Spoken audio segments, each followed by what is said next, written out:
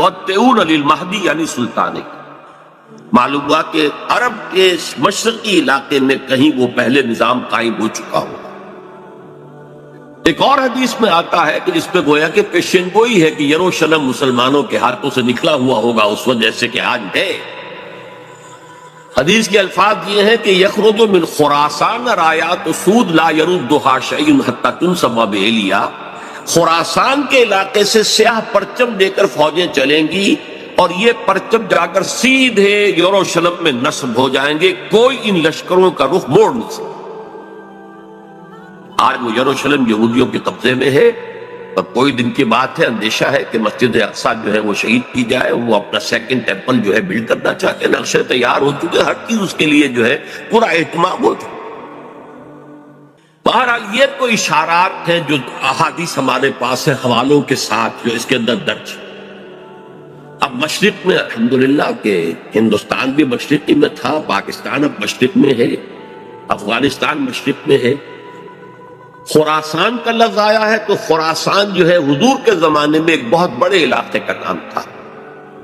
جس کا یوں سمجھیے کہ نیوکلیس تو موجودہ افغانستان تھا،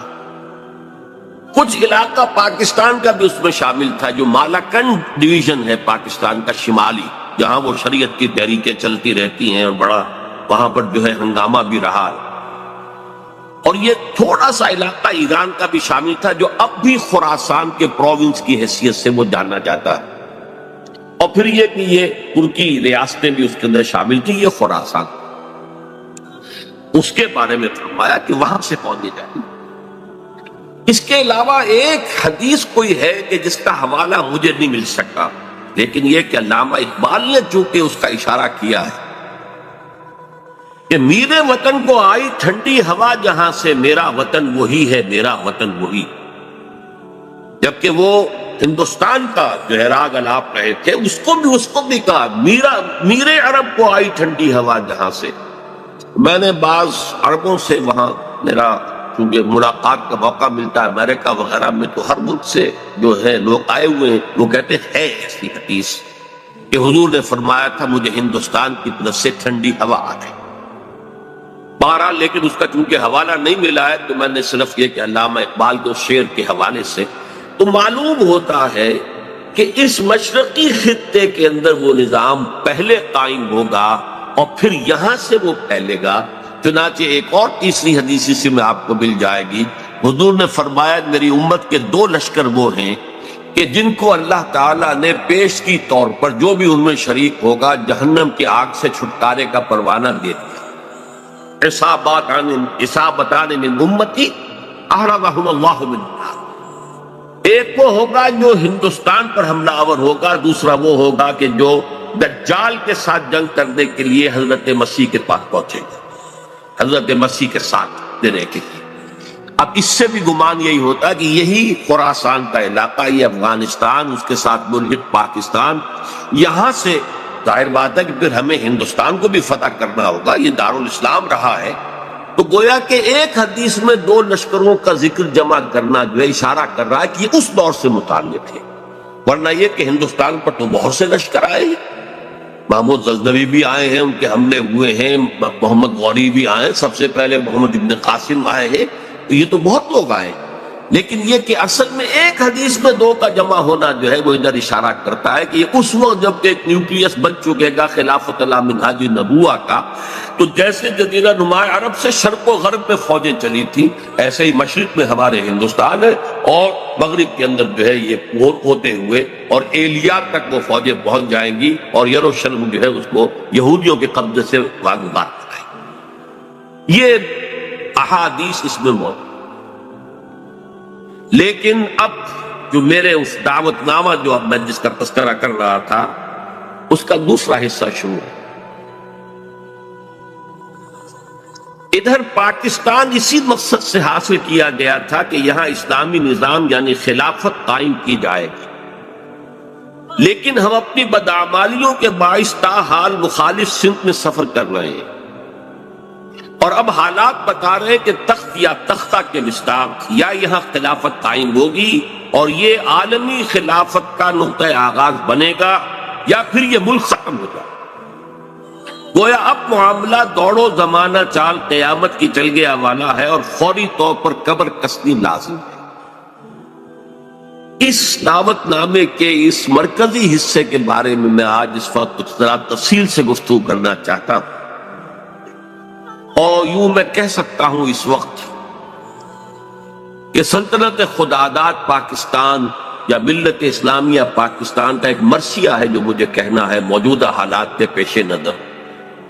لیکن یہ مرثیہ میں قرآن مجید کے الفاظ میں پیش کرنا چاہتا ہوں، جس کے لیے تمہیداً میں پہلے آپ کو یہ بتانا چاہتا ہوں۔ سورہ انبیاء کی ایک آیت ہے، آیت نمبر 10، لَقَدْ أَنزَلْنَا إِلَيْكُمْ كِتَابًا فِيهِ ذِكْرُكُمْ أَفَلَا تَعْقِلُونَ، ہم نے تمہاری جانب ایک کتاب نازل کر دی، اس میں تمہارا ذکر موجود ہے، تو کیا تم عقل سے کام نہیں لیتے، غور نہیں کرتے، سوچ بچار سے کام نہیں لیتے؟ اب اس آیت کا ایک مفہوم تو یہ ہو سکتا ہے کہ ذکر لکم مراد ہو، یعنی تمہارے حصے کی نصیحت، ہدایت، تذکرہ اس قرآن میں ہے، وہ ٹھیک ہے، لیکن ذکرکم اس میں اشارہ ایک اور بات کی طرف بھی آتا ہے کہ یہ جتنے بھی اقوام عالم آئیں گی ان کا ذکر قرآن مجید میں موجود ہے، اور اس کی تائید ہوتی ہے، توثیق ہوتی ہے، تاکید ہوتی ہے ایک حدیث، وہ حدیث کے جو قرآن حکیم کی عظمت پر نبی اکرم صلی اللہ علیہ وسلم کے سب سے جامع اور سب سے مفصل بیان پر مشتمل، فصاحت و بلاغت کی معراج، حضرت علی اس کے راوی ہے رضی اللہ تعالیٰ عنہ، کہ حضور نے فرمایا انہا ستکون فتنۃ، عن قریب ایک بہت بڑا فتنہ رونما ہوگا۔ حضرت علی فرماتے ہیں کہ میں نے عرض کیا مل مخرج منہا یا رسول اللہ، اے اللہ کے رسول یہ بتائیے اس سے نکلنے کا راستہ کون سا ہوگا؟ ایک لمحے کے لیے توقف کیجئے، میں یہاں یہ توجہ دلایا کرتا ہوں کہ ہم اگر ہوتے، ہمارے مزاج کا اور صحابہ کے مزاج کا فرق کیا ہے؟ ہم ہوتے تو کیا پوچھتے؟ یہ حضور یہ فتنہ کیوں ہوگا، کب ہوگا، کدھر سے آئے گا، کیسے آئے گا؟ ہمارے تو سوالات یہ ہوتے، جو سب معلومات کی نوعیت کی چیزیں ہیں، ان کا کوئی تعلق عمل سے نہیں۔ صحابہ کا معاملہ کیا تھا؟ حضرت علی نے ان میں سے کوئی سوال نہیں کیا، کب آئے گا، کیوں آئے گا، کدھر سے آئے گا، کیسے آئے گا، کچھ نہیں۔ جو عملی سوال تھا من مخرج منہا یا رسول اللہ، اے اللہ کے رسول جب آپ نے فرما دیا کہ بہت بڑا فتنہ ہوگا، ہمیں تو اب یہ سمجھنا ہے کہ وہاں سے نکلنے کا راستہ کون سا؟ بس اس کے جواب میں وہ حدیث ہے، کتاب اللہ، تمام فتنوں سے نکالنے والی اللہ کتاب، فیہ نبأ ما قبلکم وخبر ما بعدکم وحکم ما بینکم، اس میں تم سے پہلے جو لوگ گزرے ان کے حالات بھی تو سب جانتے ہیں، قوم نوح اور قوم ہود اور قوم عاد، اور نہ معلوم کس کس کا واقعہ تذکرہ ہے، تو خبروں ما بعدکم جو تمہارے بعد ہونے والا ہے اس کی خبریں بھی موجود ہیں، وحکم ما بینکم، اور جو بھی تمہارے مابین قیامت تک اختلافات رونما ہوں گے ان سب کا فیصلہ بھی موجود۔ بڑی عظیم حدیث ہے، وَهُوَ الذِّكْرُ الْحَكِيمُ وَهُوَ الصِّرَاطُ الْمُسْتَقِيمُ وَهُوَ حَبْلُ اللَّهِ الْمَتِينُ لَا تَنْقَضِي عَجَائِبُهُ وَلَا يَشْبَعُ مِنْهُ الْعُلَمَاءُ وَلَا يَخْلُقُ عَنْ كَثْرَةِ الرَّدِّ، اور آخری الفاظ تو بلاغت کی انتہا ہے، من قال به صدق ومن عمل به اجر ومن حکم به عدل ومن دعا الیہ ہدی الی صراط مستقیم۔ جس نے کوئی بات کہی اس قرآن کی بنیاد پر اس نے سچ کہا، جس نے عمل کیا اس کا اجر محفوظ ہے، جس نے کوئی فیصلہ کیا قرآن کی بنیاد پر اس نے عدل کیا، اور جس نے قرآن کی طرف بلایا اس کی ہدایت ہو گئی، کسی اور کی ہو نہ ہو اس کی ہدایت گارنٹیڈ ہے جو قرآن کی طرف بلانے والا۔ یہ حدیث ہے جس میں خبر و ما بعدکم کے الفاظ، بلکہ میں تذکرہ کر دوں یہ حدیث ایک اور شان سے وارد ہوئی ہے طبرانی کی معجم کبیر، وہاں یہ حدیث اس طور سے آئی ہے کہ حضرت جبرائیل نے حضور سے یہ فرمایا، یا محمد امتک بعدک، اے محمد صلی اللہ علیہ وسلم، یہ آپ کی امت کا آپ کے بعد کیا بنے؟ حضور نے اس پر پوچھا بل مخرج منہا یا جی، اہم کہی ابھی تو میں ہوں انا بین اظہرکم، ابھی تو اے مسلمانوں میں تمہارے مابین ہوں، لیکن ایک وقت تو آئے گا۔ پھر دور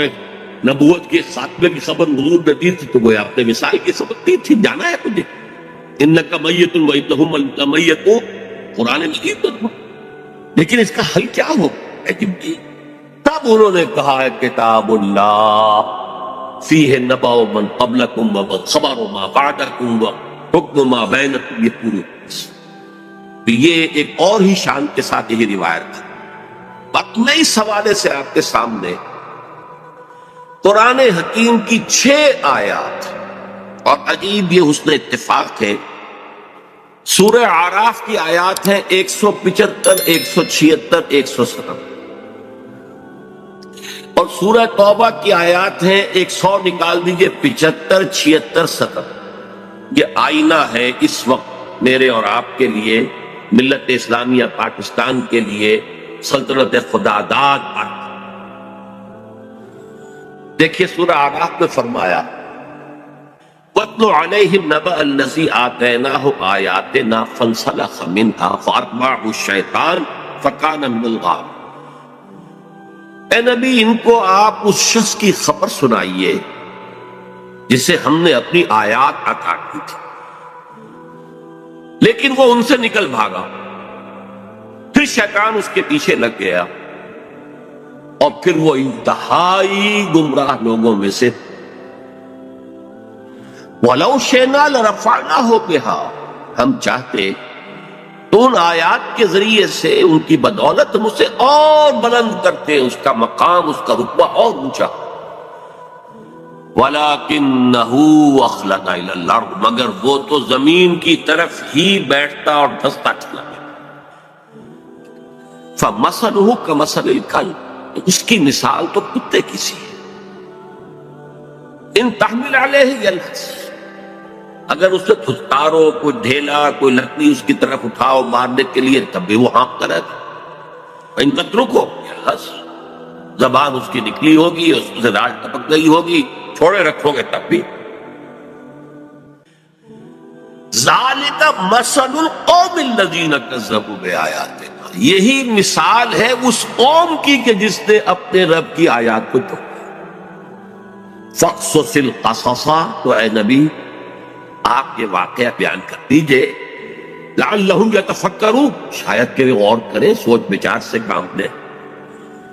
ساء مثلا القوم الذین کذبوا بآیات اللہ، بری ہے مثال اس قوم کی جس نے اللہ کی آیات کو جھٹلایا۔ وَأَنفُسَهُمْ كَانُوا يَظْلِمُونَ، اور وہ اپنے اوپر خود ظلم کرنے والے۔ اب میں اس کی زیادہ تفصیلی تفاصیل میں نہیں جاؤں گا، اگرچہ ایک رائے یہ بھی ظاہر کی گئی ہے کہ یہ کسی شخص معین کا تذکرہ نہیں ہے، بلکہ یہ ایک مثال ہے بتا دے رہا، لیکن یہ بات صحیح نہیں ہے۔ وَاتْلُ عَلَيْهِمْ نَبَأَ وَاضْرِبْ لَهُمْ مَثَلًا سے بات ہوتی تو اس کا امکان تھا، یہاں تو خبر سنا دیجئے اے نبی، اس کی خبر۔ اور اس میں حضرت عبداللہ ابن عباس رضی اللہ تعالی عنہما سے کئی جو ہے اقوال مروی ہے کہ یہ شخص بلعام بن بعورہ، تو جو کتاب گنتی ہے نمبرز تورات کی، اس میں شخص کا ذکر ہوا، یہ کنعانی تھا، بعض لوگوں کے نزدیک اسرائیلی تھا، لیکن بہت عابد و زاہد، بہت اونچے مقام، صاحب کرامت بزرگ جس کے کہا۔ الذی آتیناہ آیاتنا سے مراد یہاں پر کچھ لوگوں نے لیا ہے کہ علم کتاب اسے دی گئی تھی، وہ بات میرے نزدیک صحیح نہیں ہے، بلکہ آیات کہا گیا معجزات کو بھی، جس طرح اللہ اپنے انبیاء کو آیات، ہم نے آیات بینات دے کر رسولوں کو بھیجا، ایسے ہی ہے کہ کوئی بہت عابد زاہد کوئی ہو، عابد مرتاز اور زاہد مرتاز، تو اللہ تعالیٰ اسے کرامتیں عطا کرے، بالکل شک نہیں۔ کرامات الاولیاء حق، اس میں کسی شک و شبہ نہیں، اللہ تعالیٰ کی بزرگی کے لیے، ذات کے لیے وہ ایسے خلق پاک کے ظاہر کرتا، تو با کرامت بزرگ تھا، لیکن پھر وہ جو دنیاوی خواہشات کی طرف ایسا متوجہ ہوا کہ اس کی ساری نیکی، ساری اس کی بزرگی، ساری روحانیت ختم ہو کر رہ گئی، وہ انتہائی پاتال میں۔ بعض مفسرین نے حضور کے دور کے دو اشخاص کا ذکر بھی کیا ہے۔ امیہ ابن ابی سلط ایک بہت بڑا شاعر تھا کہ جس کی اشعار میں توحید رچی بسی ہوئی، توقع یہ تھی کہ تو حضور کا سب سے بڑا جو ہے وہ سپورٹر بن جائے گا، لیکن نہیں، مخالف ہو گیا۔ اسی طریقے سے ابو عامر راہب تھا، جیسے ورقہ ابن نوفل مکے میں تھے تو وہ جا کر جو ہے وہ شام میں انہوں نے عیسائیت اختیار کی، اور وہ بہت بڑے عالم تھے، کان یکتب التوراۃ بالعبرانیہ۔ اسی طرح یہ ابو عامر خزرجی تھا،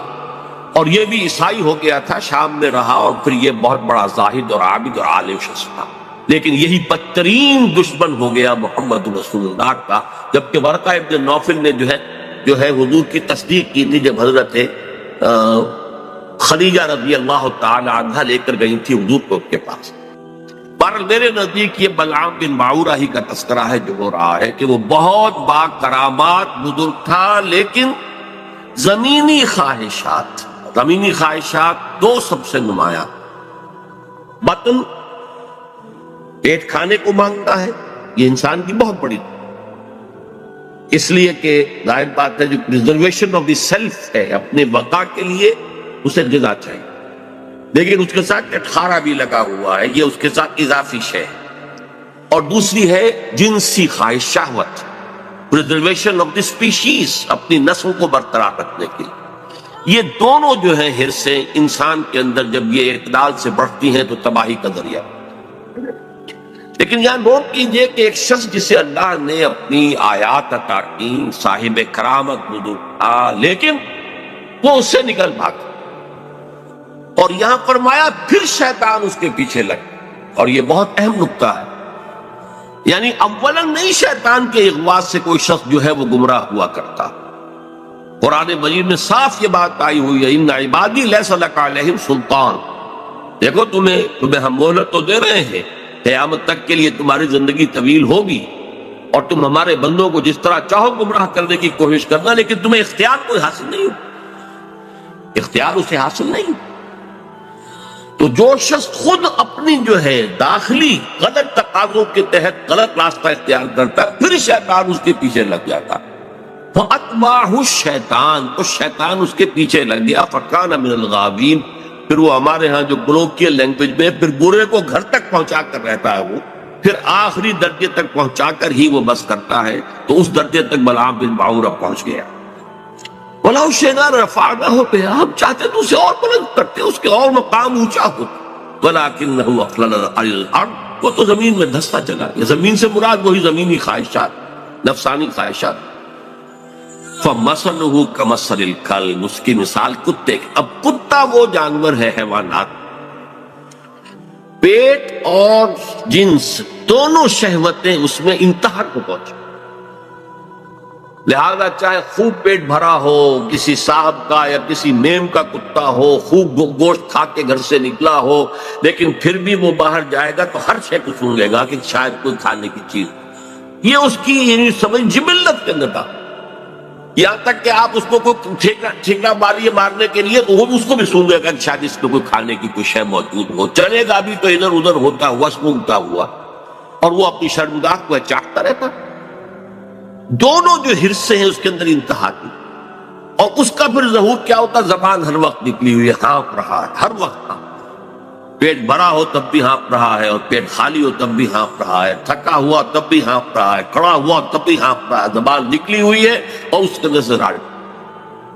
یہ مثال دی ہے، جیسے قرآن مجید میں گدھے کی مثال بھی آئی، مثل الذین حملوا التوراۃ ثم لم یحملوها کمثل الحمار یحمل اسفارا، مثال اس قوم کی جس کو ہم نے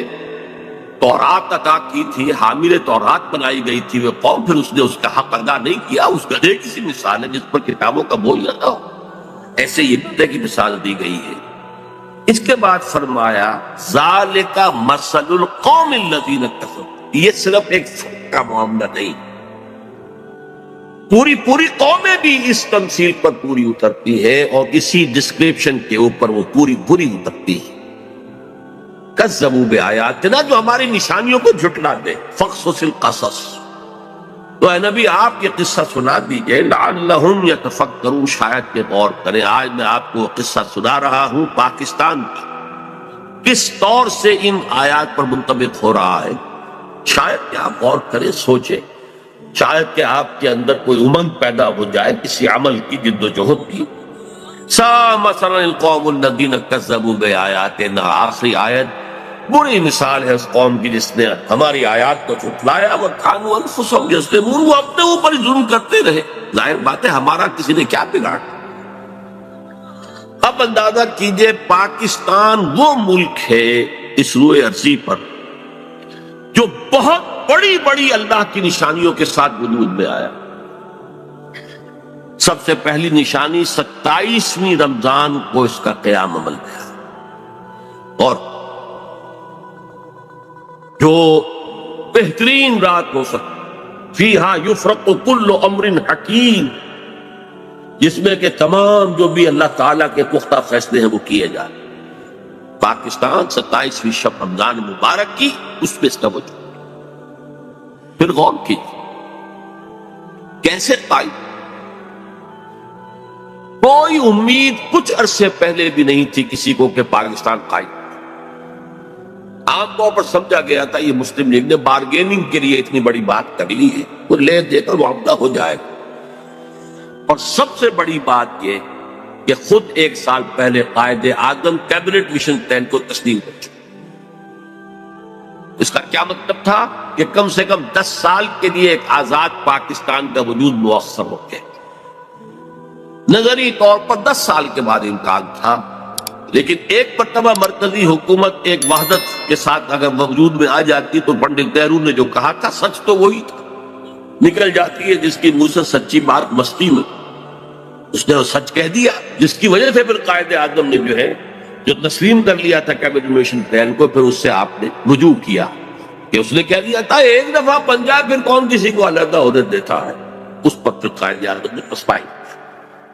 نہ. اگر وہ خاموش رہتا تو کم سے کم 10 سال تک کوئی امکان نہیں تھا. اور اس 10 سال میں ہندو قوم نے کیا کرنا تھا اس کا تصور.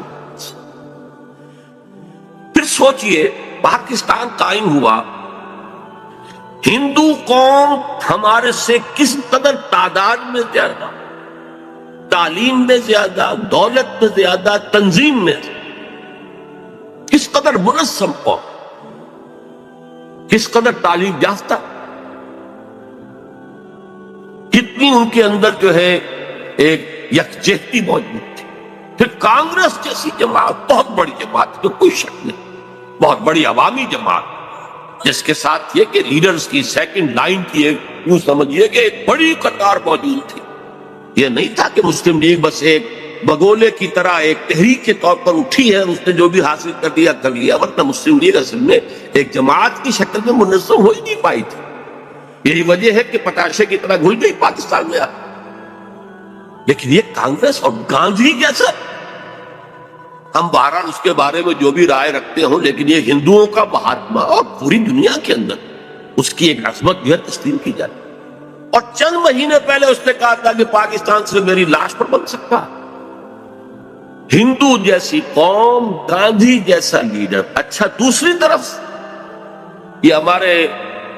ولی خان صاحب جو ہیں وہ کچھ پچھلے زمانے کے کاغذات نکال کے لے آتے ہیں انڈیا آفس کے، جس سے یہ کہ انگریزوں نے کچھ سپورٹ کی تھی پاکستان کی یا مسلم لیگ کی. جب پاکستان بنا ہے ایٹلی وزیر اعظم ماؤنٹ بیٹن یہاں کا وائس رائے، دونوں قائد اعظم سے شدید نفرت رکھنے والے، پاکستان کے تصور کے دشمن. لیبر پارٹی کی گورنمنٹ تھی، کنزرویٹو پارٹی کی گورنمنٹ ہوتی تو کچھ شکوک و شبہات کا موقع تھا، لیکن یہ تو لیبر پارٹی کیوں نے جو کچھ لکھا ہے بات میں وہ سب کے سامنے ہے. تو آپ کو کچھ بھی باتیں نہیں رہی. ماؤنٹ بیٹن کی چیزیں بھی سب سامنے آ چکی ہیں. اس کے جس نوعیت کے تعلقات نہرو خاندان کے ساتھ تھے، اب وہ چیزیں بھی کہنے کی بھی نہیں ہے، ورنہ یہ کہ لیڈی ماؤنٹ بیٹن کے ساتھ اس کے ناجائز تعلقات تک کا چرچا موجود ہے. اور یہ کہ گاندھی کا تو وہ چیلا تھا. آخری وقت میں پنڈت نہرو نے اور پٹیل نے جا کر اس سے کہا تھا کہ ہم نہیں کہہ سکتے باپو کے سامنے جا کر یہ کہنے کی ہماری جرت نہیں ہے کہ ہم ہندوستان کی تقسیم پر راضی ہو گئے ہیں، کہ تم ہی جا کے راضی کہا۔ اس نے جا کر گاندھی سے بات کی، کیا پٹی پڑھائی گئی وہ جا۔ یہ تھے وہ ناگزیر حالات جن میں پاکستان کا قیام، اور اس کے اندر جمع کر لیجئے یہ بات کہ 1 سال پہلے مولانا حسین احمد مدنی رحمت اللہ علیہ نے سلہٹ میں یہ کہہ دیا تھا، رمضان مبارک میں پورے 1 سال پہلے، ملأ اعلیٰ میں پاکستان کے قیام کا فیصلہ ہو چکا۔ ملأ اعلیٰ سے مراد فرشتوں کا وہ سب سے اونچا طبقہ ہے جو اللہ کا مقربین، جو ملائکۃ المقربین، وہ ملأ اعلیٰ سب سے اونچا، وہاں فیصلہ ہو گیا پاکستان میں۔ یہ دوسری بات ہے کہ جب ان سے پوچھا گیا کہ پھر ہم کیوں مخالفت کر رہے ہیں، ہماری پالیسی جو ہے وہ بدل جانی چاہیے، انہوں نے کہا کہ در حقیقت وہ تکوینی معاملہ ہے اللہ کا، ہمارا کام تکوینیات کے حوالے سے نہیں ہے، بلکہ ہمیں تو اپنی سوچ اور سمجھ سے جو بھی رائے صحیح ہے اسی کے اوپر کام کرنا ہے، لیکن فیصلہ ہو۔ یہ 1 سال پہلے کی بات ہے، اور ایسے شخص کی گواہی ہے جو پاکستان کے ساتھ یعنی کوئی متفق نہیں تھا، اگرچہ بعد میں انہوں نے تسلیم کیا، بہت خوبصورتی سے تسلیم کیا۔ جب وہ گئے ہوئے تھے کابل، اور وہاں کسی شخص نے، یہ پاک قیام کے بعد کی بات ہے، کسی شخص نے ذرا چھیڑنے کے لیے کہ چلیے مولانا کچھ بولیں گے پاکستان کے خلاف، کو دھواں دار باتیں کریں گے، تو کچھ پاکستان کا تذکرہ کیا، تو کہ بھائی دیکھو، جب تک کوئی مسجد کہیں تعمیر نہ ہو، تجویز تو اختلاف ہو سکتا ہے کہ یہاں مسجد کی ضرورت ہے بھی کہ نہیں، پہلے ہی مسجدیں موجود ہیں، یا یہ کتنی بڑی ہونی چاہیے، کس سائز کی ہونی چاہیے، کیا میٹیریل لگنا چاہیے، یہ سب اختلاف ہو سکتا ہے۔ پاکستان کے بننے سے پہلے ہمارا اختلاف تھا، لیکن مسجد بن جائے تو اس کی حفاظت ہر صاحب ایمان کا تقاضا۔ اب پاکستان کی حیثیت بالکل بدل گئی۔ یہ الفاظ مولانا مدنی رحمت اللہ علیہ جو وہاں موجود تھے، مولانا محمد مالک کاندھلوی رحمت اللہ علیہ، جنہوں نے کہ یہ الفاظ ہماری قرآن کانفرنس پہ ایک فتویٰ بیان کیا۔ اچھا، یہ ہیں وہ آیات، وہ کرامات جس کے ساتھ پاکستان وجود میں رہا۔ ذرا پیچھے چلیے، جب خلافت عثمانیہ کے خاتمے کی سازشیں ہو رہی تھی تو پوری دنیا میں صرف ہندوستان میں تحریک چلی، کہیں اور نہیں چلی۔ وہ سلطنت عثمانیہ بہرحال خلافت کے نام سے تھی، چاہے حقیقت نہیں تھی، وہ ایک ملوکیت ہی تھی، اور اب اس پہ زوال بھی آ گیا تھا، یورپ کا مرد بیمار بھی کہا جا رہا، جو بھی کچھ تھا، لیکن عظمت اسلامی کا ایک سمبل، ایک نشانی تھی، اس کے خلاف سازشیں ہو رہی تھی، اور اس وقت تحریک چلی، صرف ہندوستان میں کہیں بھی نہیں چلی، پوری دنیا میں کہیں بھی نہیں، بلکہ عربوں نے تو بغاوت کی ترکوں کے خلاف، اور اصل میں تو انہی کی بغاوت کے نتیجے میں یہ سارا معاملہ ختم ہوا۔ لیکن ہندوستان میں وہ تحریک چلی، اور ایسے زور شور کے ساتھ چلی، بولی اماں محمد علی کی جان بیٹا خلافت میں دے دو، پورا ہندوستان گونج گیا۔ ذرا اس سے بھی پیچھے جائیے، دیکھیے ختم نبوت کے بعد سب سے بڑا منصب مجددین امت ہے، کہ جو سنن ابی داؤد کی روایت کے روح سے ان اللہ یبعث فی هذه الامة على راس كل 100 عام من یجدد لها دینہ، یقیناً اللہ اس امت میں ہر صدی میں ایسے لوگوں کو اٹھاتا رہے گا جو دین کو تازہ کرتے